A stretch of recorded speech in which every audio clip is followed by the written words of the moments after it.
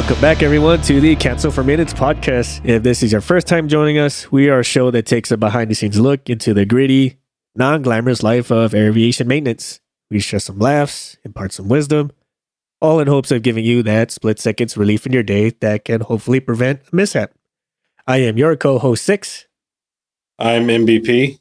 And our third co-host, Shoreline, is here again silently in the back, monitoring our audio, making sure our faces stay fit for radio. So we've been... Hey, real quick, I don't want to be a dick here, Six, but I just have to point out something funny that I'm laughing about. You said behind the scenes, look at the gritty, non-glamorous life of aviation. Aviation? And, at least that's what it sounded like to me. And I was like, I think he just created a new word. Aviation. What industry do you work in? Aviation? You're not wrong. I mean, I think we should. I think we need to patent that word. How do we get that little trademark symbol on there? Right?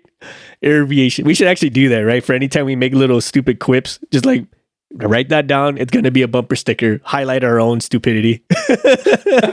You know, hey, it works, right? It's only dumb if it doesn't work. Aviation. That's a good one. God dang it. Excuse me. Anyway, so we've been afforded opportunities to review resumes, awards and scholarship applications, performance reviews, things of the like. And some of these that we've reviewed in our lifetime, they've been very commendable, very like quantifiable, qualitative. Others have been a little bit more of the cookie cutter variety. And then some have been what we would call the air quotes velvet dagger. Like they sound good, but they really jab at you. You know what I mean? Like it's like those passive aggressive words that just kind of like cut you deep. And like unless you know the tone that the write-up is saying, you kind of just pass it off like, whatever. But it's really like just throwing you under the bus almost. Like an example is kind of like promote with peers or promote when available. It sounds nice, but what that really means is like, if you have to, then okay. But otherwise... Yeah, if there's nobody else qualified, I suppose this individual will do. Right. So when you read it, you're kind of like, oh, okay, they're recommending I get promoted. But to the person who would be doing the promoting, they're reviewing promote when available. Yeah. Great. So, okay, let me just put that in this when I get to it pile. Exactly. You know? Exactly. So today, let's talk about that, right? Like what makes a great write-up? And this comes off the coattails of performance evaluation season. This comes at the coattails of some scholarships we reviewed. And this comes off the coattails of some awards that we were judging. And don't get me wrong, like some of the stuff that we've read and reviewed and help others read and review, there's some pretty good stuff. There's some really good write-ups in there. Firstly, let's talk about resumes, because that's kind of sort of been the bane of my existence for like the past couple of months. Well, that and performance. You've been reviewing a lot of resumes for for my outfit, for your office. Yes, for my maybe not specifically my office, but for like my sector, like my area of responsibility, so to speak, air quotes, area of responsibility. Anyways, so like with resumes and performance reviews, because sometimes they send in both. For some places require that you send both, but for resumes, for instance, depending on what your outfit is, be it corporate, be it some service industry, or be it federal. Right. They have different sorts of requirements. And that's going to probably be my first real, I'm going to toss this in the trash, is when the resume doesn't address what the job is asking for. Right. And you kind of get these kind of resumes when you have these cookie cutter ones.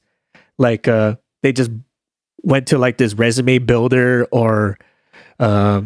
Took the words right out of my mouth. I was going to say the same thing. They pulled up a template on Google and just auto put words where it said to put words. Yes, exactly that, right? And or some they have buzzwords, but it doesn't make any sort of sense, right? Like they'll say passionate and motivated, or they'll say driven and whatever, right? Something like that. They're buzzwords for sure. They're great.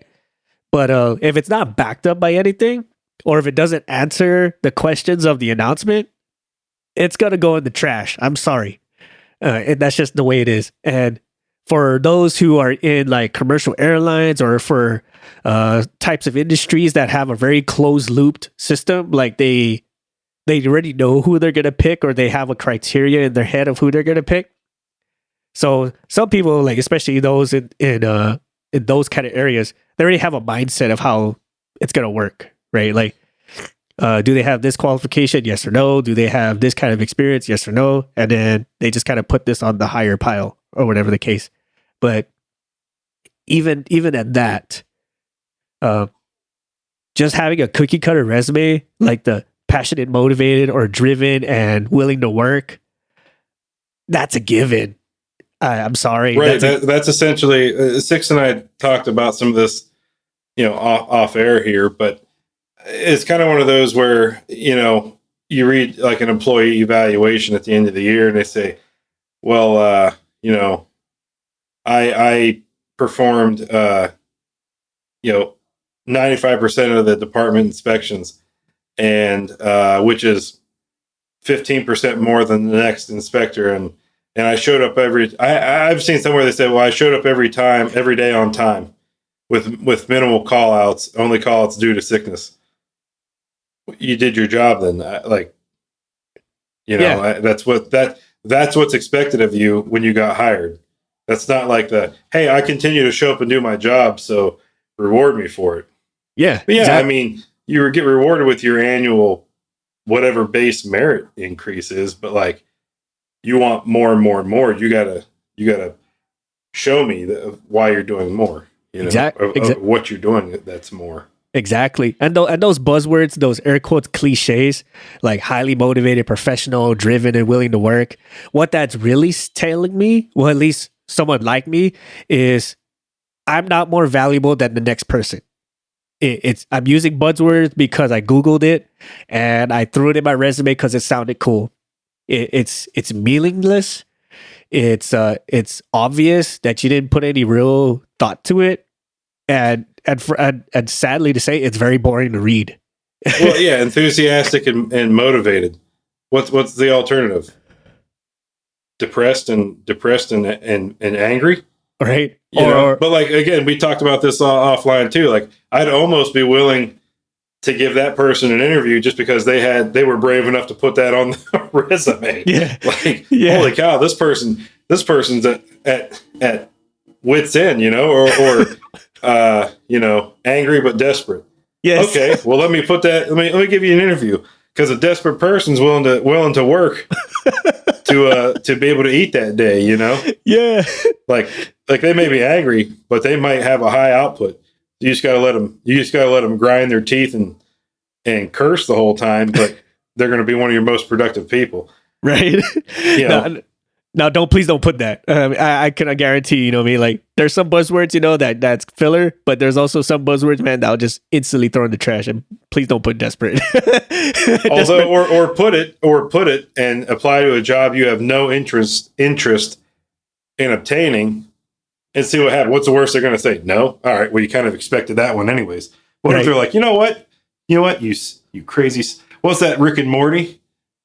Crazy son of a bitch, I'm in. You know what I mean? Yeah. The recruiter might read that and say, okay, all right. We have to at least interview the person to see what they're about. Like I got to put a name to the face. Right. It's like, you are one brave soul to be doing this, but hey, commendable. And ultimately the resume is just there to gain attention and get the interview. It's like, well, I got your attention because you saw angry and desperate. No one else has done that. So here we are, by the way. And then you show up all professional and crisp, got you. You got me. You got me there. I'm almost half tempted to do an experiment.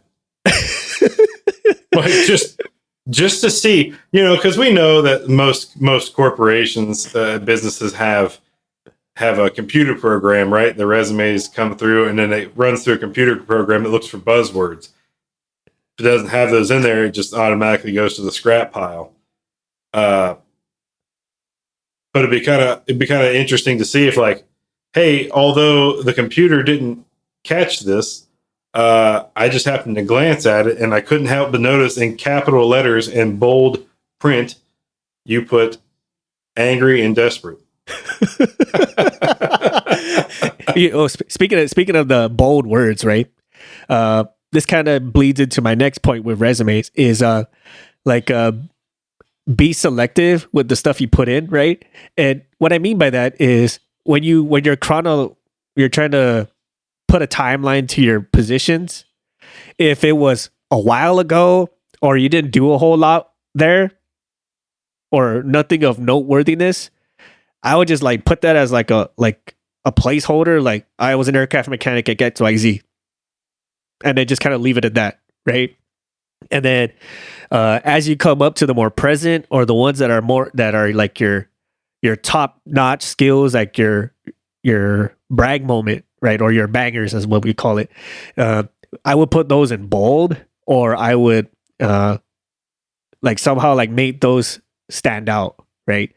And you could also put the like top performer bold letters, and then you explain why, or like if you're gonna received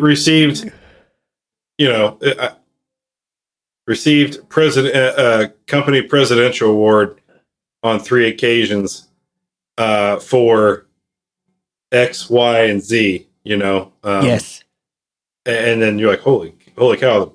So that's given out by the company president because you did something outstanding.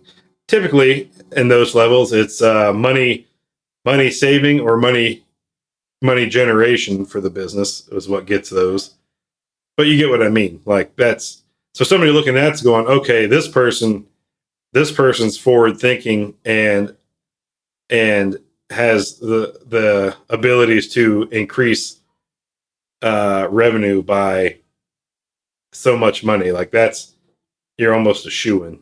Yes, and that's another good point right there. You mentioned when you're doing your resumes, your responsibilities is kind of a given, right? So, like, what are you responsible for? Oh, unless it's something like you're applying to something you've never done before. Like if you're an aircraft mechanic and you're going to go work on space shuttles or something like that, or you're an aircraft mechanic and you want to go move into accounting. For some reason or other, something like that, right? Like, how does this translate? That's when you can kind of put in responsibilities. Oh, I'm responsible for this type of program, or I'm responsible for this type of equipment. This is how much it costs, and blasey, right? Yeah, I was the cost account manager for my maintenance crew, which was responsible for budget allocation and tracking on a bi-weekly basis, and data was reported to the business unit for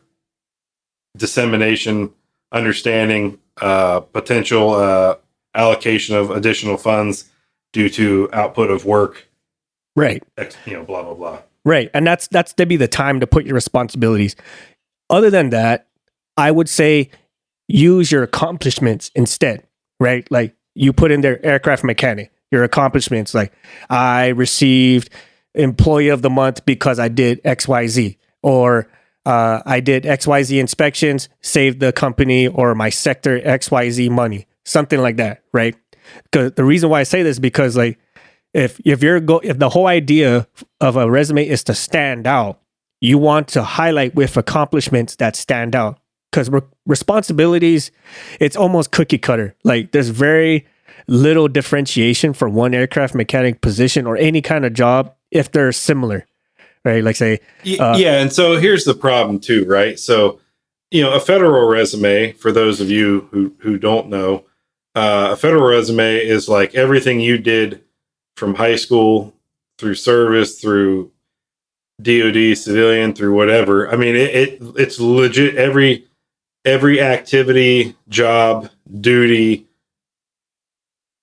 task or whatever, award given, spelled out in great detail. So those can be, I don't know, 6. How many pages long have you seen on some of them? I've seen 8 pages for some of them. I think the most I've ever seen for a federal resume was about 16 pages.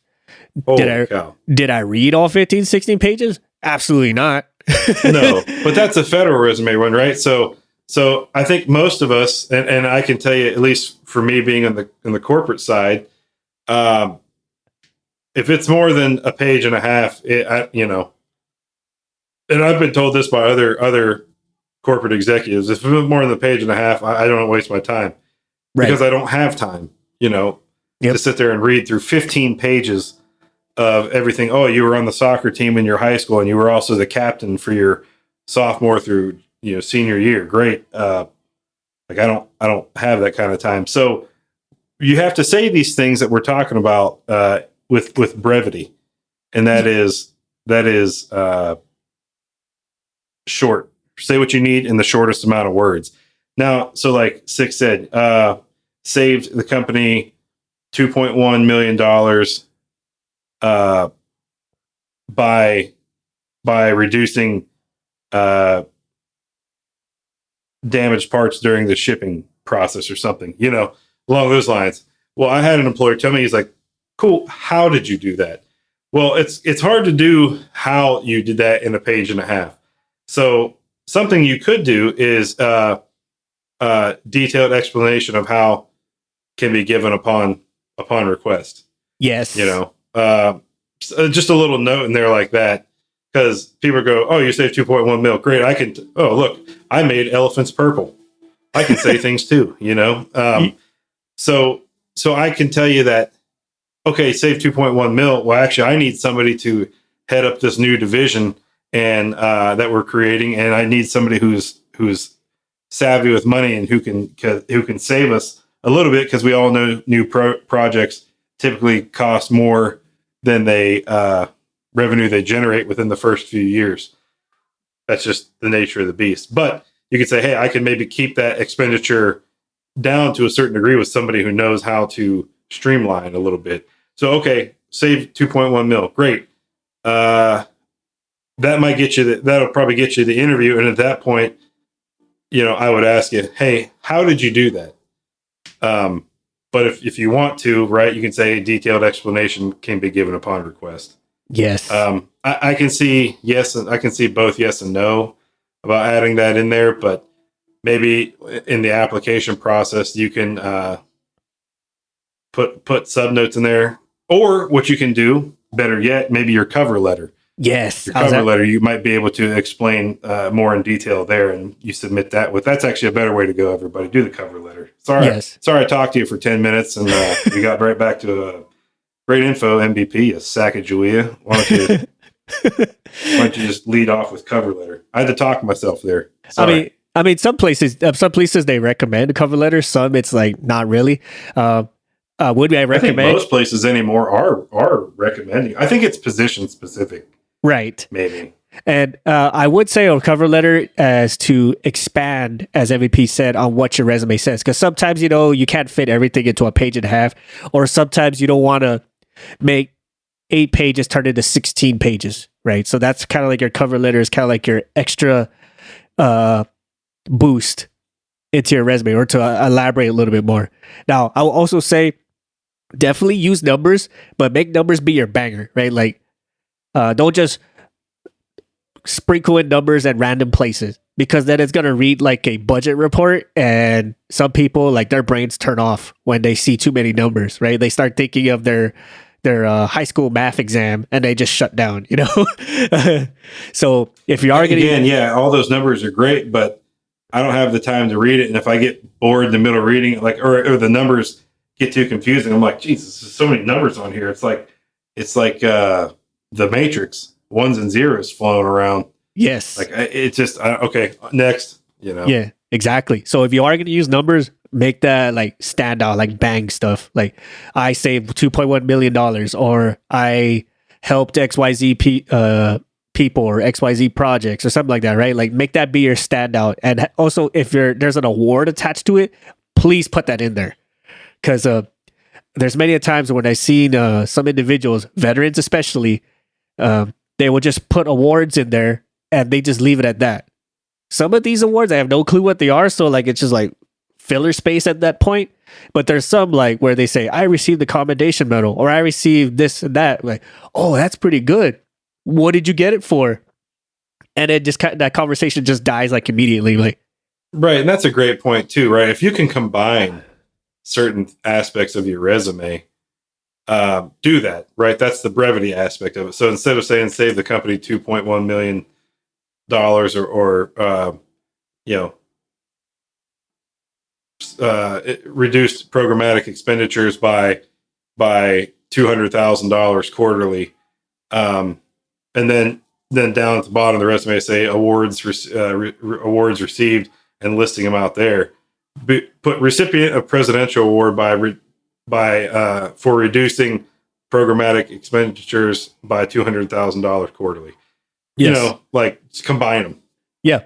Or another one, kind of adding to what MVP said, attach the award to the position you got it from, right? So like say like aircraft mechanic for XYZ Airlines received this award. Oh, okay, perfect. And then your next position received employee of the year at XYZ freaking shipping company.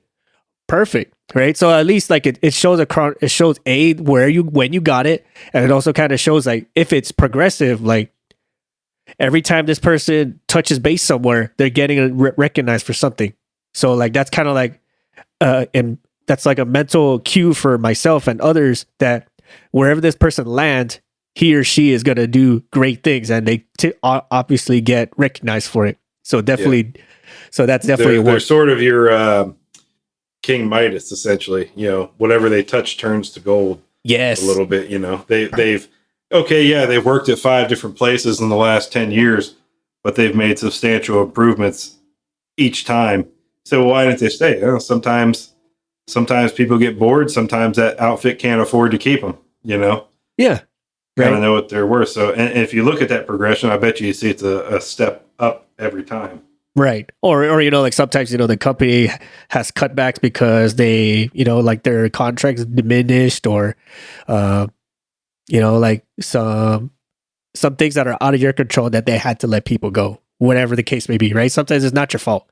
Right. And some people are labeled as fixers. Their name gets back, at the corporate upper level, echelons,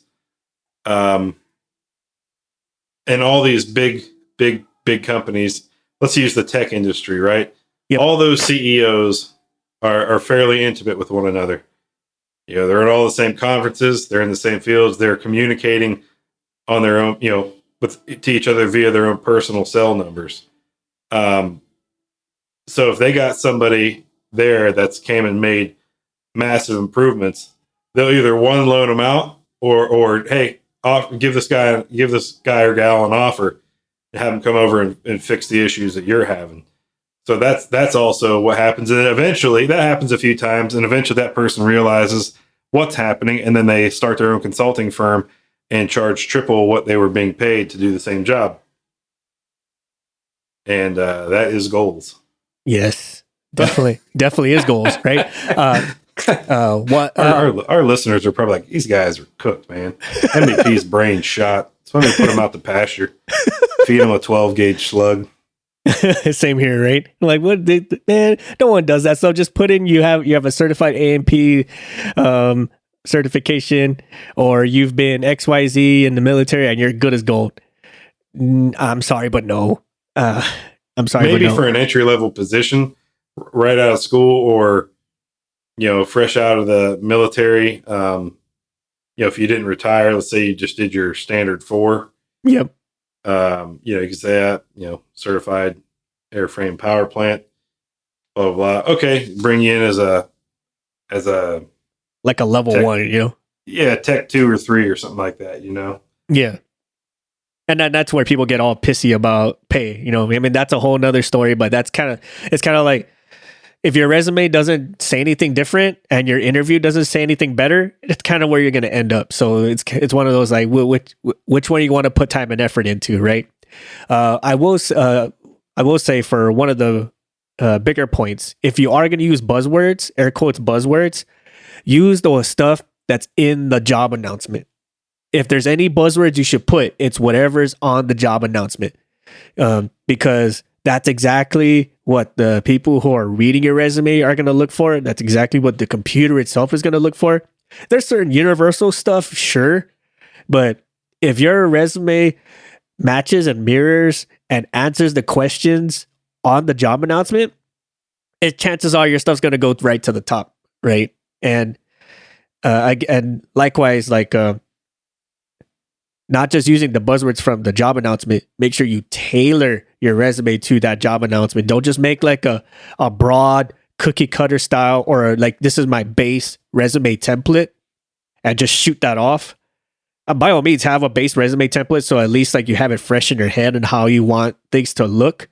But if you're just gonna fire that off and not give a once over of the announcement itself, chances are it's gonna wind up in the trash. Unless they're just that desperate or they're that much in need for people. Well, I would say too, or if you're gonna not tailor it specifically to the job, or excuse me, tailor it to the job, but it should be able to be used across multiple companies for similar stature positions, right? Yeah, I would say that. I could say that. Like, okay, I'm applying to a supplier, management position. Okay, well, your resume should look good that if you applied to FedEx, UPS, Amazon, USPS or whatever, like whoever's reviewing that from those particular companies, it should fit their needs for each one. So you wouldn't have to tailor it specifically because they're all looking for the same thing. It's just a different company. Right. Right. And some of them, they share attributes, which is great. But you wouldn't apply to, use the supplier resume and then apply to a director of maintenance one. Yes, exactly. Because the director of maintenance one's going to go, okay, they got management experience and finances, whatever else, but they know nothing about being a DOM. They know I could really use them in my warehouse, right? But I don't need them as a DOM. Right, exactly. Right, and this kind of bleeds into our next point: is if you're having trouble finding your words or having a hard time bragging about yourself, find you a 6. That's what I did. And that's kind of sort of what I was bleeding into is like use your past performance reviews, right? MVP and I, we let's say we help each other out when it comes to figuring out words to best assess somebody's performance, and having a performance review of what someone else has said about you is definitely a good way to kind of church up whatever it is you're trying to go for, as a way of saying like, well, this is what someone else who knows me but has like no real investment in me says, right? Like he or she's a great worker. He or she makes things happen. He or she is a multiplier whenever makes things turn into gold whenever they touch. And then that's someone else's opinion or assessment, and you can kind of church that into a resume or any kind of application. Good as gold. Right. That said, if your performance reviews are kind of like just like run of the mill, no real standout words, then maybe not so much. So definitely it's one of those like you kind of have to sit with it and see like what stands out to you, or maybe even have someone else come in and read it like, hey, what stands out the most?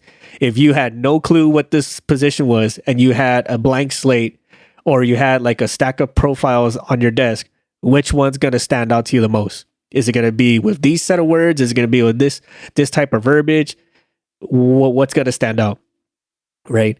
And this kind of goes into our other point, which is scholarships and awards. Again, we've mentioned that we've been on a review board or a judges panel of some scholarships and awards. And it's almost like a resume, but it's something that you really gotta give examples of, right? It's similar to a resume because you kind of have to give your accomplishments up front. Like, why are you the best person for the job, or why are you the air quotes best person for the award/scholarship? In that sense, but what makes scholarships and awards different is the differentiation. Like, what makes you unique? What makes you stand out? Why should I pick you?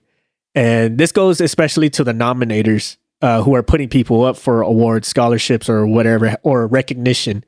This could be bosses, managers, students, instructors, yourself, even, right? How you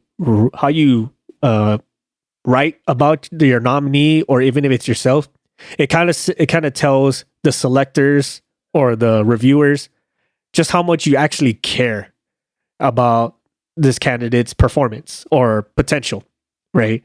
I kind of said a little bit about performance reviews. If you're just kind of like promote when available, that's kind of like a velvet dagger middle finger to that person.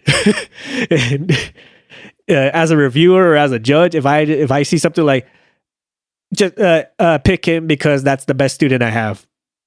Well, that's a good point. Why? How do you know the nominee? Why do you nominate them?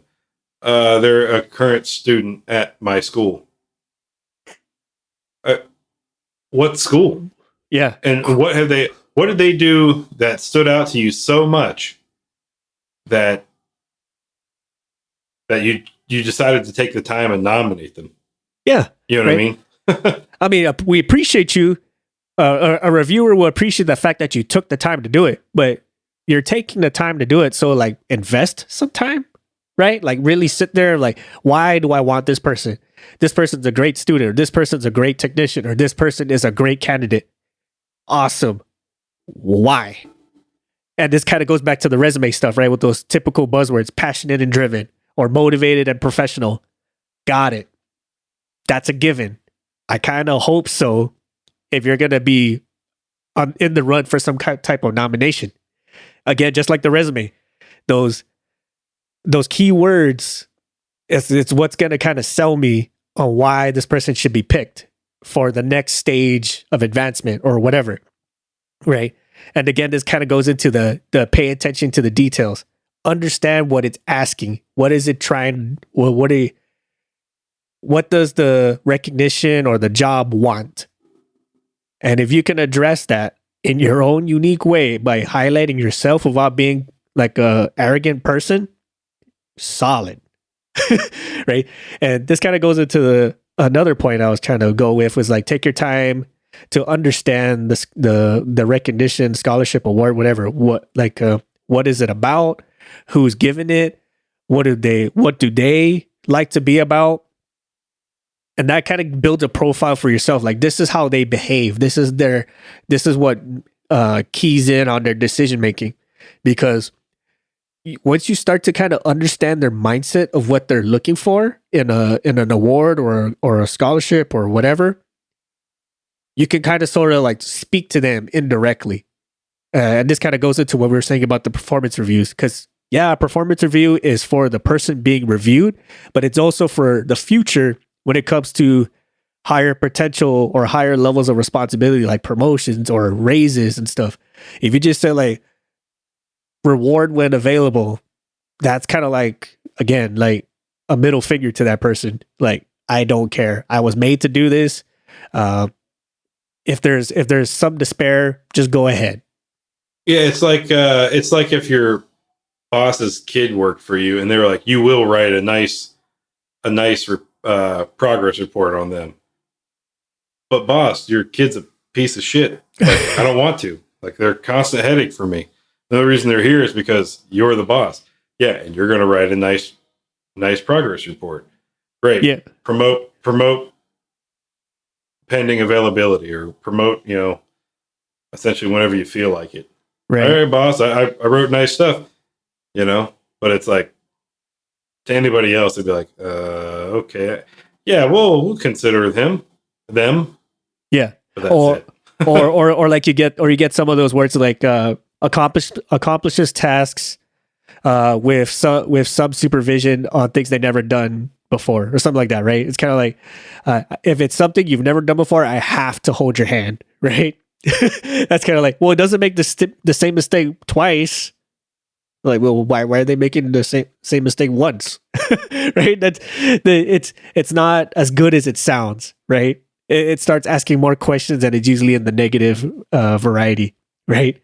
Same ways with scholarships or awards. If this person is going to be recognized for something pretty up there or a top tier award, whether it be Employee of the Month, a scholarship, Newcomer of the Year, Rookie of the Year, something, there has to be like some standout metrics, right? And usually for something like awards and scholarships, it's usually like the typical stuff, like volunteer work, leadership potential, scholarly aptitude. If it's scholarship stuff, like expect to have to demonstrate your GPA or something like that. Skill mastery if it's some type of an award, and then like your involvement with everybody else around you, not just like volunteer stuff, right? Because you can volunteer for your kids' softball team, but you suck to work around. So, yeah, I guess I would say relevant volunteer work. Help devote additional time. After class to helping other A&P students who are struggling bring up their GPAs, or I held a resume building class for my school. Has now become part of the regular curriculum type deal. Yeah, right. Just certain things. Yeah, right. Or not just like just run of the mill stuff, like volunteers with XYZ club. Cool. Don't know what that is. Right. And in most cases, especially for like corporate stuff, like corporate awards, they're not going to take the time to Google it. Like XYZ club, I don't care. Right. Unless like it's one of those prestigious clubs, like I'm one of like the Harvard or Yale alumni something club, right? Like, oh, okay. Right. And that's just mainly because, like it's one of those things that you just can't not know it. Right. But if it's one of those like local community stuff and you just say like volunteers at the YMCA, got it. Means nothing to me. Right. But if you say something like is vice president of the YMCA, dedicates X amount of hours and has helped XYZ people or whatever, now we're talking. Because now there's promoted X number of kids into after school programs, reducing oh my gosh, what's the word? Truancy issues at local schools, Yeah. Like there's weight. Now there's weight to it. There's measurable facts to it. Other than just like I volunteered. Cool. I volunteer too. Like I volunteer to take the trash out before my wife yells at me. You know what I mean? To take my kids to practice so society doesn't think I'm a piece of crap father, Right. Yeah. Right. That's more or less what you're saying, right? Like if you just leave it at that, that's more or less what you're telling me. It means nothing. Or you're trying to make it mean something, which is great, but it doesn't help. It doesn't help any. And again, with the passionate and motivated stuff, like that's kind of a give me. I hope you're passionate and motivated because you're trying to get recognized. But this kind of goes into previous episodes. Like, what do you do when the passion and motivation run out? Like, are you just gonna like collapse and quit, or what? Like what keeps you going when the chips fall? So, or that could actually be another point for your scholarship or awards essay, if some of them require an essay. I'm gonna admit, reading essays does get kind of tedious. It's sometimes painful because some of them are really wordy, like very wordy, but that's kind of like reading a resume too. Like I'm looking for key examples. Like if you say you're motivated and passionate, give me an example. Or you say you're an exemplary professional, give me the example. Right? Like what highlights you as a professional? What highlights you as an exemplary student? What highlights you as this, right? Like give me some weight besides just... I have 10 so-called professionals in the room. Sell me on what you did that makes you outshine these others. Yes. And again, just like especially with awards, scholarships, and recognition, be prepared to brag, right? There's a specific way to brag without sounding arrogant. A majority of that is just like try not to be so much as like demanding, right? Like I deserve this because I am this, right?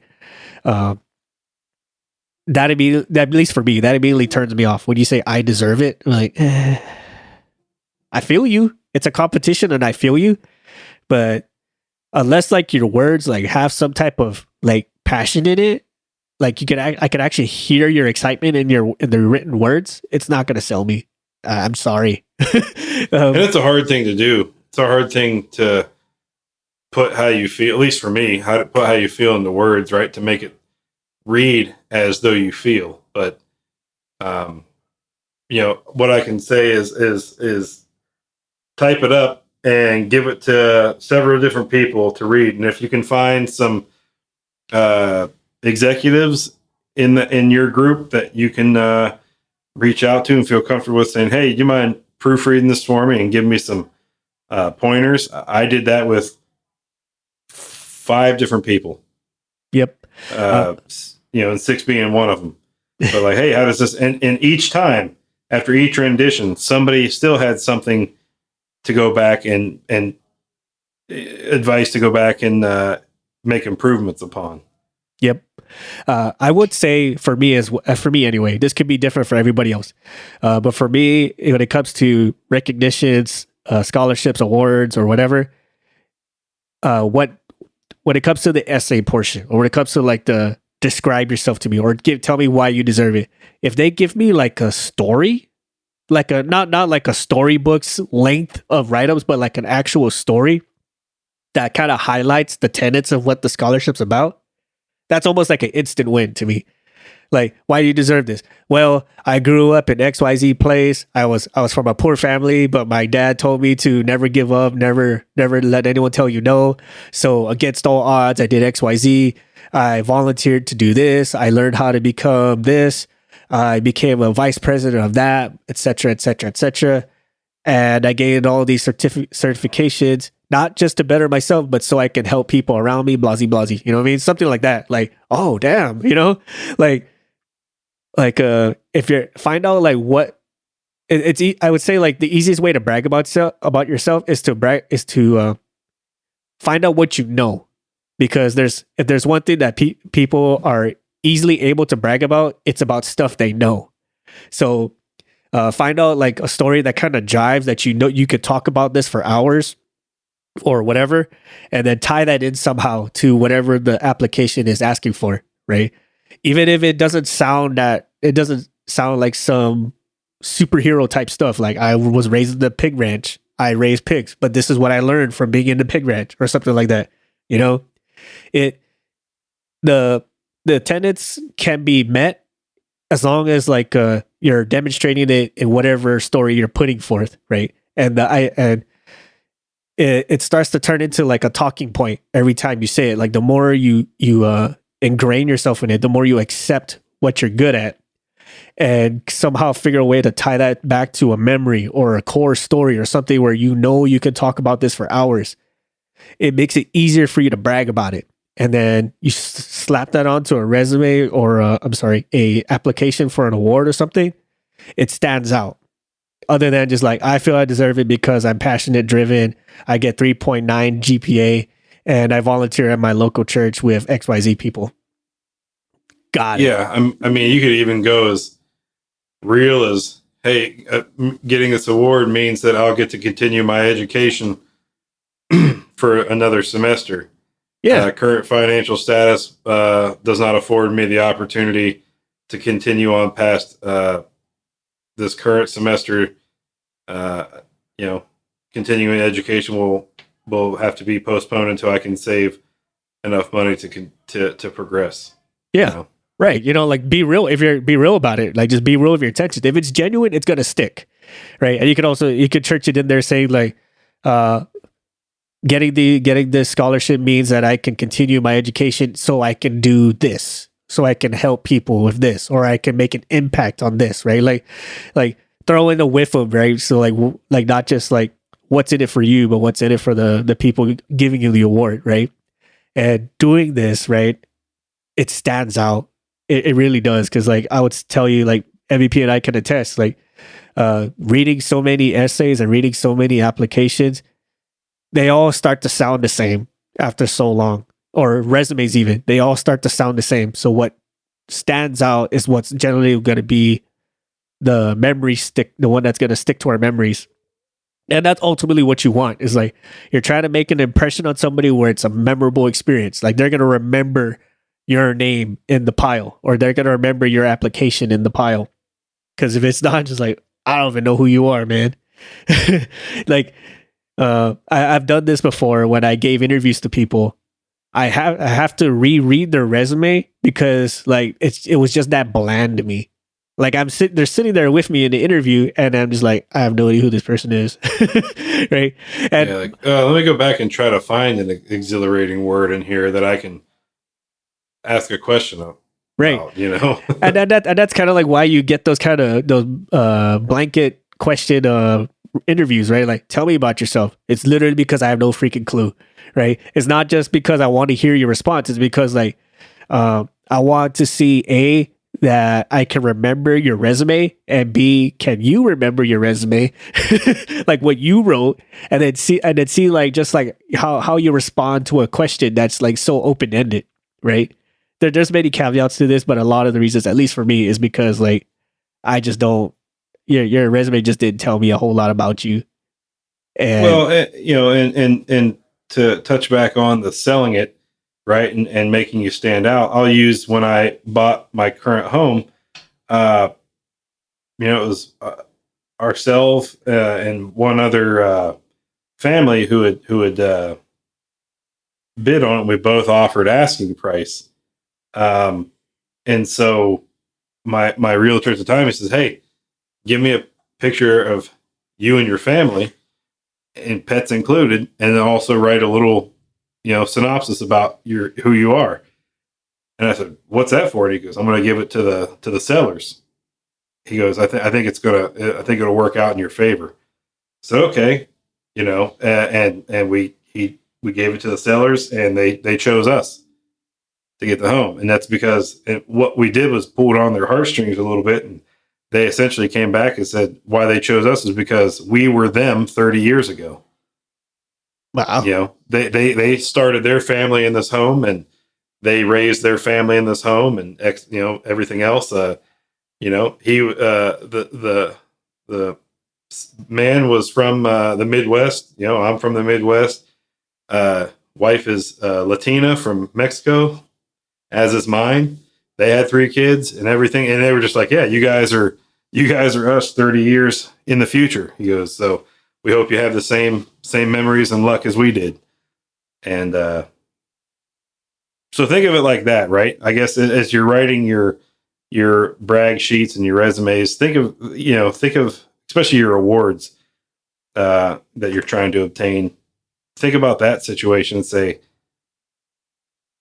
what do I got to do to sell it to somebody to where they're like, yeah, definitely this one's one we're choosing. Exactly.